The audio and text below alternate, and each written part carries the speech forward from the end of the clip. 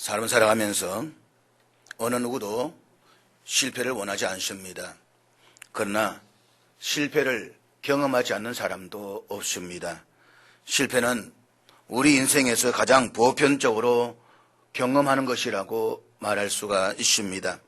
성공한 사람이란 결코 한 번도 실패하지 않는 사람을 뜻하지 않습니다. 성공은 실패를 극복할 줄 아는 사람이 얻는 것입니다. 성공은 실패를 올바른 태도로 받아들일 줄 아는 사람들에게만 찾아오는 삶의 명예입니다. 발명왕 에디슨이 건전지를 만들기 위해서 무려 5만 번이나 실패했다라는 일화가 있습니다. 에디슨이 실패만을 거듭하고 있을 때에 그의 한 친구가 찾아와서 이렇게 말했습니다. 이보게 짜증나지 않는가? 이제 그만 포기하게. 이때 에디슨은 이렇게 대꾸를 했다고 합니다. 짜증이라니 나는 지금까지 어떻게 하면 성공할 수 없다는 그 많은 방법들을 찾아내는데 성공한 걸세. 로버트 슐러 목사님은 이런 말을 했습니다. 실패한 것이 부끄러운 것이 아니다. 도전하지 못한 비겁함은 더 큰 치욕이다. 그렇습니다. 도전하지 않으면 실패도 없을 것입니다. 실패란 도전하는 사람에게만 볼 수 있는 아픔입니다. 그렇지만 그 실패를 통해서 결국 더 큰 성공이라는 명예를 얻을 수가 있는 것입니다. 성경 인물들 가운데 거의 전설적이라고 할 수 있는 영웅 삼손은 인생의 실패와 성공을 가장 극적으로 보여준 예라고 말할 수가 있습니다. 오늘 본문에는 이름만 들어도 힘의 상징으로 느껴지는 삼손의 실패가 기록되어 있습니다. 삼손의 생애는 성공의 전성기를 거쳐서 처절한 실패로 포장되어 있습니다. 두 눈이 뽑힌 채로 감옥에서 맷돌을 돌리는 삼손의 모습을 한번 상상해 보십시오. 그의 눈에는 처절한 피눈물이 떨어지고 있었을 것입니다. 복수심과 호기심을 들던 군중들 앞에 불려나와서 마치 공마단의 어릿광대처럼 대주를 부리는 삼손의 이 비참한 모습도 한번 상상해 보십시오. 삼손이 당당했던 그 출발, 기적으로 일관했던 그의 삶이 절망의 나락으로 떨어졌습니다. 그 원인이 도대체 어디에 있습니까? 이 삼손의 실패를 바라보면서 우리에게 닥칠 수 있는 실패를 막을 수 있어야만 합니다. 오늘 이 아침에 우리는 삼손의 삶이 실패로 끝난 원인을 살펴보고 그 극복의 길을 함께 찾아보려고 합니다. 첫째로 삼손, 그가 실패했던 원인은 정욕의 지배를 받았기 때문입니다. 삼손에게는 약점이 있었습니다. 그는 여자에게 약했습니다. 삼손은 힘을 쓸 줄은 알았지만 그 힘을 다스릴 줄은 몰랐습니다. 삼손은 청년기 때부터 그 약점을 드러내고 있습니다. 우리 앞부분인 사사기 14장 1절 2절 말씀 한번 보시기를 바랍니다. 우리 앞부분인 14장 1절 2절 말씀 우리 다 같이 읽도록 하겠습니다. 같이 읽습니다. 시작. 삼손은 자신의 정욕을 억제하지를 못했습니다. 그는 딥나에 내려갔다가 그곳에서 블레셋 사람의 딸 가운데서 한 여자를 보고 마음이 빼앗겼습니다. 좋아하는 여자도 같은 민족인 이스라엘 사람이 아니라 하나님을 알지 못하는 이방 여자였습니다. 삼손은 태어나면서부터 나시린이었습니다.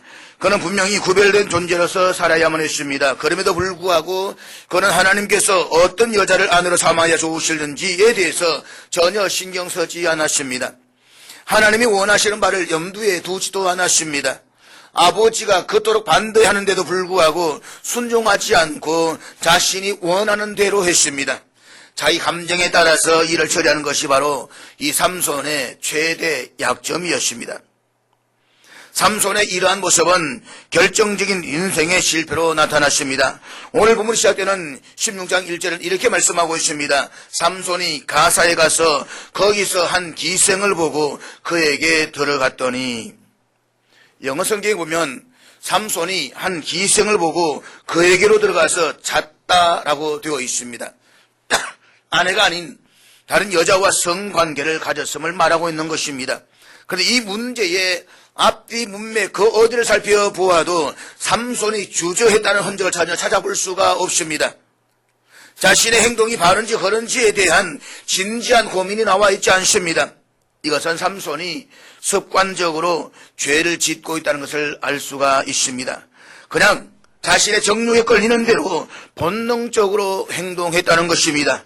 그는 이성적인 판단과 사리 분별보다는 감정에 치우친 삶을 살았습니다. 그는 한두 번의 경고에도 주저하지 않고 거의 반복적으로 죄를 지었습니다. 피트폴 루벤이라는 화가가 삼손을 주제로 해서 그린 그림이 있습니다. 삼손이 사자와 싸우고 있는 모습인데 두 개의 원을 그리고 있습니다.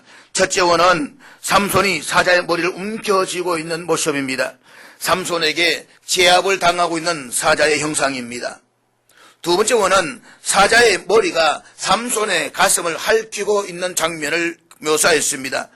화가는 이 그림을 통해서 어떤 교훈을 주고 있습니다. 다시 말해서 삼손은 사자를 쉽게 손으로 때려 눕힐 수는 있었지만 자기 마음에 있는 정욕이라는 사자는 다스리지 못했다는 사실입니다. 삼손의 실패를 여실히 드러내는 작품이라고 말할 수가 있습니다. 오스카 와일드는 나는 모든 것을 저항할 수 있다. 단 유혹을 제외하고는 이라고 말해서 유혹이 얼마나 강한 적인가를 고백하고 있습니다. 삼손은 그 유혹에 넘어갔습니다. 지혜서인 잠언서에도 보면 유혹을 경계하고 있는 말씀이 많이 나옵니다. 특별히 잠언 4장 23절 말씀 보면 모든 지킬 만한 것 중에 더욱 내 마음을 지키라 생명의 근원이 이에서 남이니라고 말했습니다. 그런가 하면 잠언 16장 32절에서는 이렇게 말씀하고 있습니다. 우리 다 같이 읽도록 하겠습니다. 같이 읽습니다. 삼손의 실패는 자기 마음의 정욕을 다스리지 못한 데 있습니다. 자신의 약점을 보완하지 못한 데 있습니다. 사사기를 보게 되면 삼손에게는 들릴라 이전에 이미 두 명의 여인이 있었습니다. 첫 번째는 딥나의 여인이었습니다. 그는 이 여인 때문에 무척 곤욕을 치러야만 했습니다. 그럼에도 불구하고 그는 블레셋의 가사에 내려갔다가 그곳에서 기생을 만나서 또 죄를 짓습니다. 사람은 어리석어서 죄를 지었으면 그 죄의 끝을 보아야만 합니다. 다시 말해서 무서운 사망을 보아야만 합니다. 그렇기 때문에 우리는 미끼가 아니라 그 미끼의 끝에서 우리를 낚아채는 바늘을 볼 수가 있어야 되는 것입니다. 미끼는 항상 아름답습니다. 먹음직스럽고 탐스럽습니다. 인생을 걸어볼 만하게 되어져 있습니다. 그러나 그 마지막은 분명한 사망인 것입니다. 그래서 사람이 죄를 지을 때의 마음은 마치 하와가 선악과를 바라보았을 때의 그 마음과 같다라고 했습니다. 삼손은 이것을 깨닫지를 못했습니다. 자신의 행동이 그런지 바른지에 대한 진지한 고민을 하지를 않았습니다. 사랑하는 여러분, 우리는 모두가 다 연약한 인간입니다. 그렇기 때문에 누구나가 다 약점이 있습니다. 그러나 자기 약점을 안다면 그 약점을 그대로 놔두어서는 안 됩니다. 누구나 그리스도의 신화에 나오는 아킬레스의 뒷발꿈치처럼 숨길 수 없는 약점을 가지고 있습니다. 그 약점이 우리의 인생을 망치지 않도록 잘 관리하고 지키는 일이 무엇보다도 필요한 것입니다. 무엇보다 우리는 자신의 약점을 알아야 됩니다. 만약에 돈이 약점이라면 돈의 자유하는 훈련을 하셔야만 합니다. 그 돈을 내가 맞지 않는 것도 중요한 한 방법이 될 것입니다. 이성의 약점이 있다고 한다면 그 약점의 자리에 가지 말아야 되는 것입니다. 자신의 약점과 관리된 것을 멀리 하든지 아니면 그곳에 가지 말아야 되는 것입니다. 그럼 무엇보다 중요한 것은 나에게 있는 그 약점을 하나님께 맡기고 해결해 주시기를 간구하셔야 되는 것입니다. 삼손의 실패는 자신의 약점을 통제하지 못한 데서 온 비극이었습니다. 삼손의 비극은 여자로부터 시작해서 여자에 의해서 끝났습니다. 둘째로 그가 실패했던 원인은 껍데기뿐인 신앙이었기 때문입니다. 삼손은 신앙의 형식만 유지했을 뿐이지 신앙의 내용을 갖추지를 못했습니다.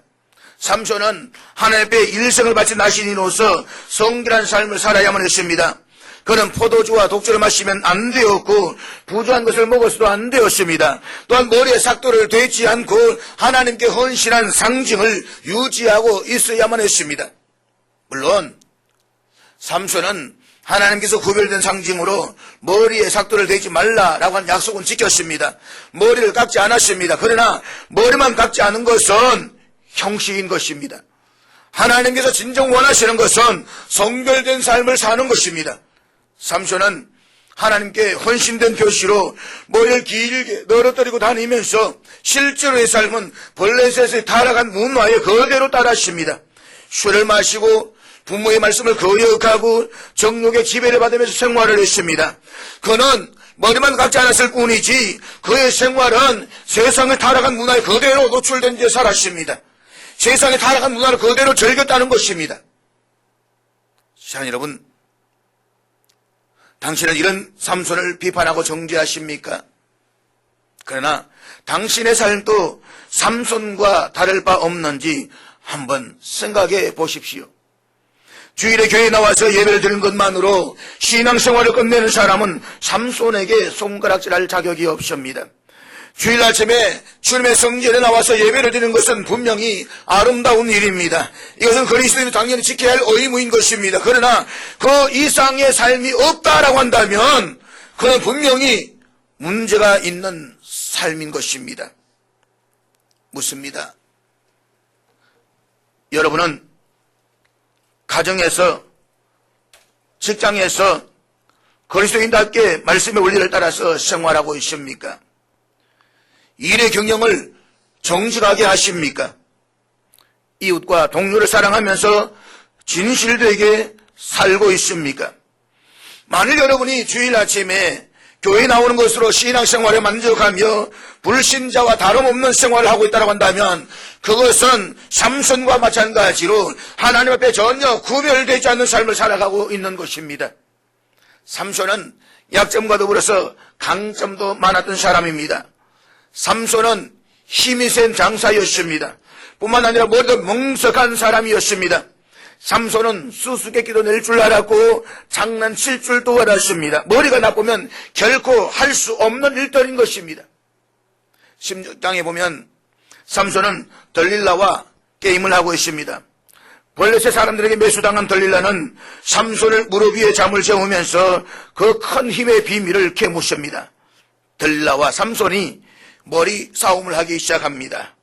삼손은 마르지 아니한 새 활줄 7으로 나를 묶으면 나는 꼼짝 못할 거요 라고 거짓말을 합니다. 그래서 들릴라는 새 활줄 7으로 삼손을 묶은 뒤에 블레셋 사람들 온다라고 소리를 쳤습니다.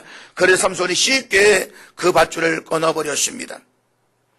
여자는 왜 거짓말을 하느냐고 따지면서 다시 한번 그 힘의 원천을 물었습니다. 그랬더니 이번에는 서지 아니한 새 밧줄로 나를 결박하면 다른 사람과 같아서 꼼짝을 못한다라고 말을 지어냈습니다. 이번에도 들릴라가 삼손의 거짓말에 넘어갔습니다. 들릴라가 세 번째 삼손에게 묻습니다. 역시 삼손은 자신의 머리털 7가닥을 배틀에 낫실에 섞어 짜면 된다라고 거짓말을 꾸며대었습니다. 이 들릴라는 여자 특유의 무기를 사용합니다. 눈물을 보이면서 삼손에게 애원을 합니다. 당신과 나 사이에 그럴 수가 있나요? 나를 사랑한다면 진실을 말해주어야 하지 않나요? 나를 믿지 못하면 세상에 누구를 믿을 수 있겠어요? 나를 사랑한다면 그 증거로 당신의 힘의 근원을 말해주세요. 들릴라가 날마다 치근덕거리면서 울면서 졸라대니까 삼손은 괴로워서 죽을 지경인 것입니다. 그리고 여자의 약한 이 삼손이 끝내 진실을 밝히고 맙니다. 본문 17절 말씀입니다. 우리 17절 말씀 다 같이 읽도록 하겠습니다. 같이 읽습니다. 시작. 삼손은 하나님께서 자르지 말라라고 말씀하신 머리카락을 잘렸습니다. 하나님과 한 언약을 어겼습니다. 우리 삼손처럼 하나님과 맺은 언약을 어길 때가 많이 있습니다. 우리의 신앙생활을 직장생활보다 못한 수준으로 유지하는 경우도 허다합니다. 마치 취미생활 하듯이 교회에 나오고 친구와 내기탁구를 하시는 것보다도 못하게 진지함을 결여한 그리스도인들이 있습니다. 예수님을 진정으로 구세주와 주님으로 모신 사람은 우리를 위해서 자신의 생명을 바친 예수 그리스도를 홀대하지 않습니다. 예수님을 진정으로 사랑하는 사람은 그분과 약속을 그렇게 가볍게 취급하지 않습니다.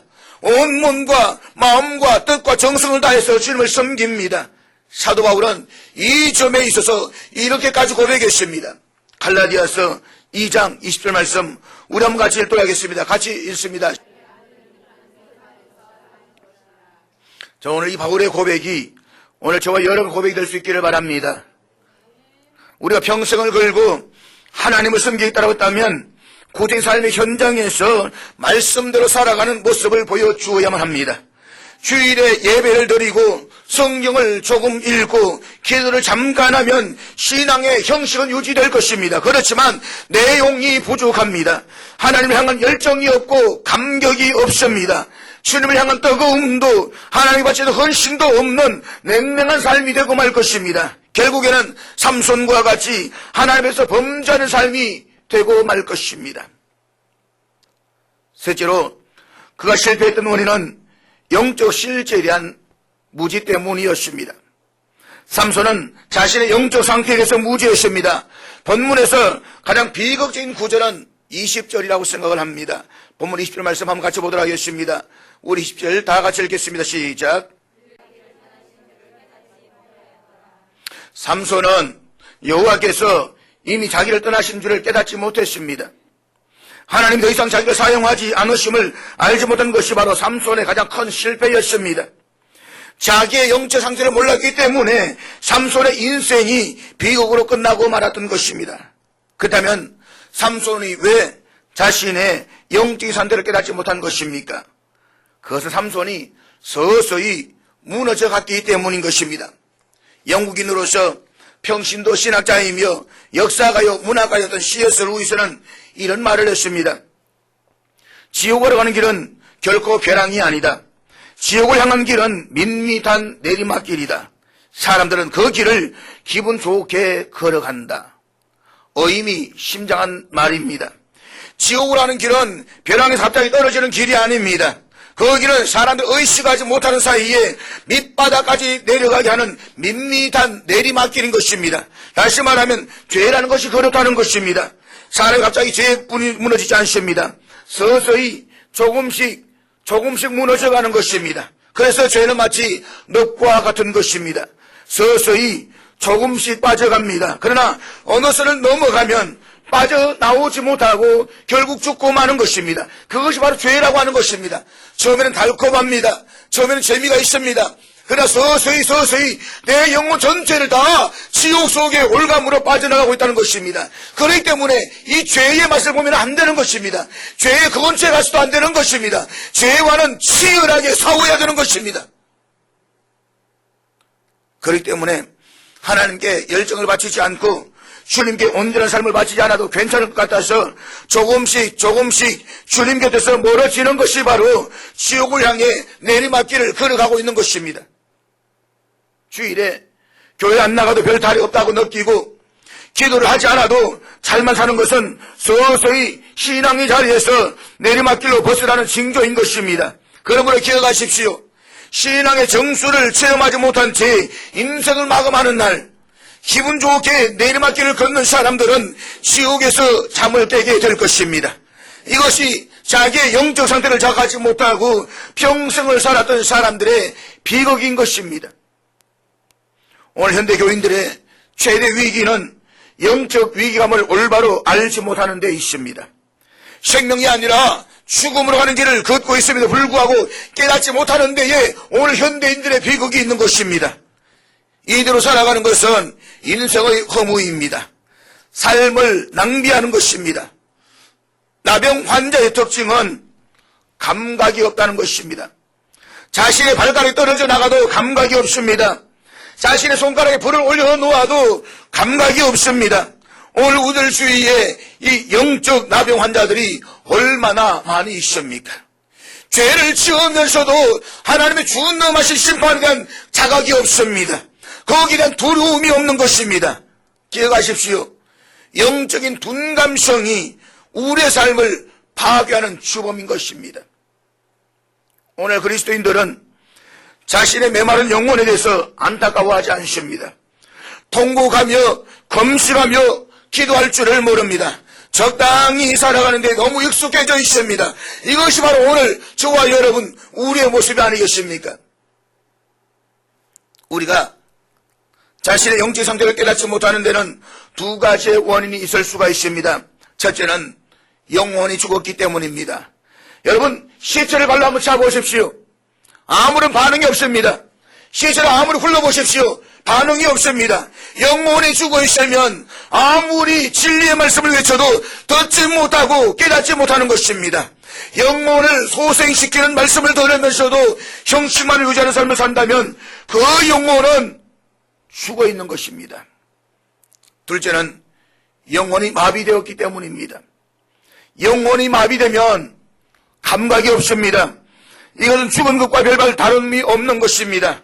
저는 요한계시록 3장 1절에서 4대 교회를 향해서 외치는 주님의 안타까운 심정을 어느 정도는 이해할 수가 있습니다.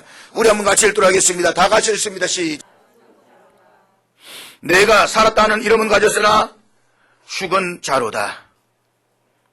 명목상의 그리스도인들은 교회에 나와서 적당히 예배를 드리는 것 외에는 아무런 신앙의 자세를 보이지 않습니다.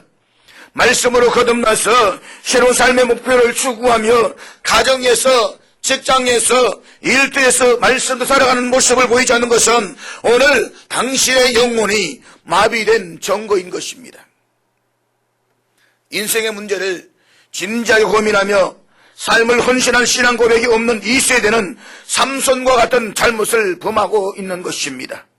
껍데기뿐인 신앙생활은 우리의 영혼에 힘을 주지 못합니다. 내 삶에 감격을 주지 못합니다. 오히려 영적으로 무디게 만드는 것입니다. 내 삶에 원망과 불평만 들어놓게 만드는 것입니다. 하나님의 심판과 진노가 눈앞에 임박했음에 불구하고 깨닫지 못한 영적인 무지가 바로 삼손의 비극이었고 오늘 우리 시대의 비극인 것입니다.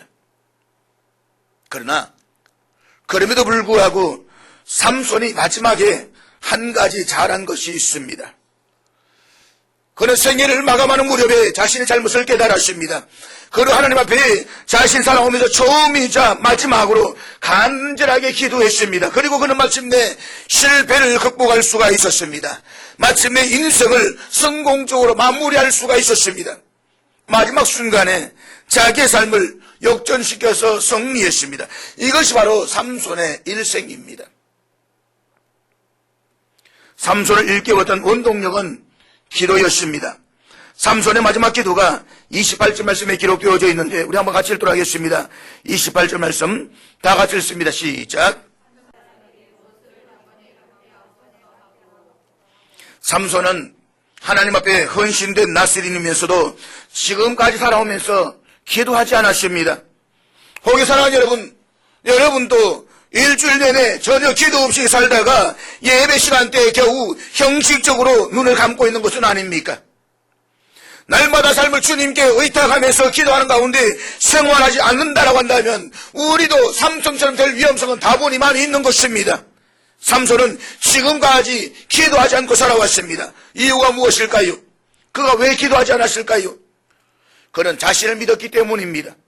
하나님을 믿은 것이 아니라 자기가 갖고 있는 힘과 꾀만 믿고 살아왔습니다. 그래서 더욱더 자기 마음대로 살았던 것입니다. 오늘 우리가 기도하지 않는 이유도 바로 여기에 있습니다. 구태에 하나님 없이도 나 혼자서 얼마든지 잘 살 수가 있습니다. 하나님 없이도 내 삶에 지금 부족하거나 아쉬운 것은 하나도 없습니다. 기도하지 않아도 나는 여전히 내 삶대로 갈 수가 있는 것이고 기도하지 않아도 어려움이 없습니다. 그렇기 때문에 구태의 내가 기도할 이유가 없는 것입니다. 그러나 여러분 그것이 바로 내가 서서히 무너지고 있다는 정갈 사실을 잊지 마시기를 바랍니다. 삼손은 두 눈이 빠져서 앞을 볼 수가 없었습니다. 머리카락을 잘렸기 때문에 힘도 없었습니다. 철저하게 자기 절망에 부딪힌 삼손이 할 수 있는 일은 아무것도 없었습니다. 단지 두 가지밖에 없는 것입니다. 하나는 블레셋 사람들이 원하는 맷돌을 돌려가면서 저들의 어릿광대로 수치스러운 삶을 살아가는 것과 또 하나는 오직 하나님께 도움을 간구하는 것밖에는 없습니다. 그 삼손은 이 절망의 순간에 자신이 해야 하는 것은 저들을 통해서 맷돌을 굴리면서 어릿광대 삶을 사는 것이 아니라 하나님께 기도드리는 자신을 깨달았습니다. 삼손은 자신의 연약함을 깨닫는 순간 바로 하나님께 부르짖어 기도했습니다. 삼손이 주 여호와여라고 했을 때 여기에 주는 아도나이, 다시 한번 나의 주인이시여 라는 말인 것입니다. 지금까지 내 삶이 내 인생의 주인이었습니다. 내 힘이 내 삶의 주인이었습니다. 내가 나의 주인이었습니다. 그런데 머리카락이 밀리고 두 눈이 뽑히고 힘이 없는 상태에서 이제 내 삶의 주인은 하나님 것을 알았습니다. 하나님 내 삶의 주인인 것을 깨달았습니다. 그래서 그는 자신의 삶의 주인인 하나님 것을 깨닫고 이제라도 기도를 들어주실 것을 믿으면서 하나님을 의지하고 있는 것입니다. 사랑하는 여러분, 내 삶의 주인이 누구이십니까? 내 삶의 주인은 나이십니까? 내 힘을 아직도 믿고 계십니까? 내 지식을 믿고 계십니까? 내 경제적인 능력을 믿고 계십니까? 그것이 다 잿불처럼 날아가는 그 어느 날 여러분 뭘 하시겠습니까? 어떻게 하시겠습니까? 기억하십시오. 내 삶의 주인은 하나님이십니다. 하나님만이 내 삶을 주장할 수가 있는 것입니다. 내 가정의 주인도 하나님이신 것입니다. 이 땅의 역사의 주인도 하나님이신 것입니다.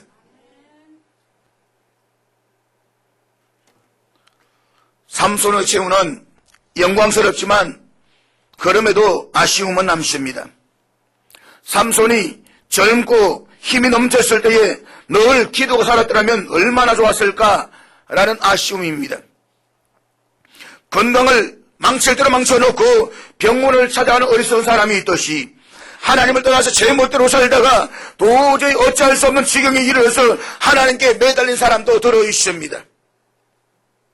하나님께 허락하신 달란트와 건강과 학식과 물질을 사용해서 하나님께 봉사하고 그분의 영광을 드러내며 살았다 한다면 그것이 얼마나 좋겠습니까? 기억하십시오.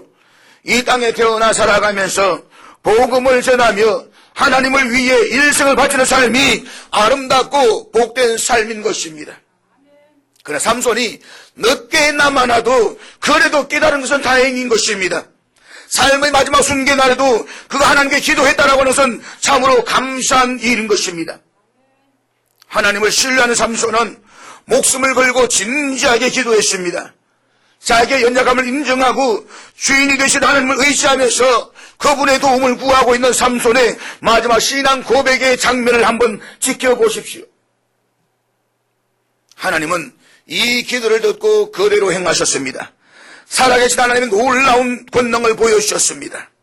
이로써 삼손은 삶의 마지막 순간을 승리로 장식할 수가 있었습니다.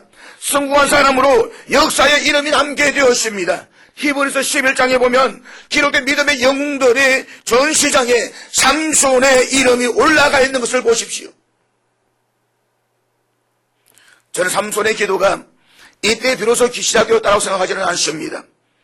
아마 삼손은 그보다 조금 앞서서 기도했을 것입니다. 아마도 옥중에 들어가서 두 눈이 뽑히고 맷돌을 갈던 그 순간부터가 아닐까라는 생각을 해봅니다. 두 눈을 뽑힌 채로 옥중에 들어가서 맷돌을 갈 때에 삼손이 무슨 생각을 했습니까? 삼손은 세상적인 명예와 영광을 얻고 정욕에 사로잡혀서 이기심을 만족시키기 위해서 뛰어다니던 그 시절에는 기도를 잊고 살았습니다. 그렇지만 모든 것을 다 잃어버리고 저절한 피 눈물을 흘릴 때에 아마도 기도가 저절로 나왔을 것입니다. 하나님의 용서를 구하고 자신의 죄를 회개했을 것입니다. 그래서 결국 오늘 본문에서 볼 수 있듯이 기도로 승리하는 삶을 살 수 있었다라고 말할 수가 있는 것입니다.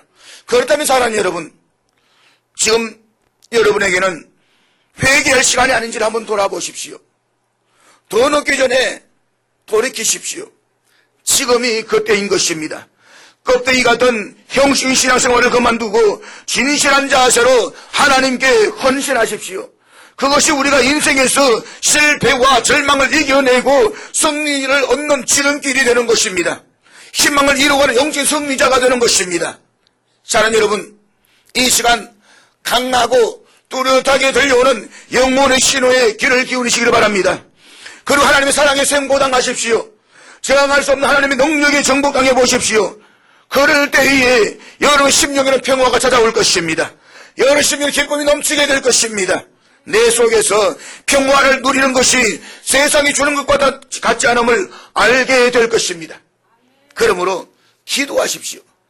기도 외에는 어떤 역사도 나타나지가 않는 것입니다. 이 말씀을 기억하면서 오늘 주의 성찬 함께 같이 참여하기를 원합니다.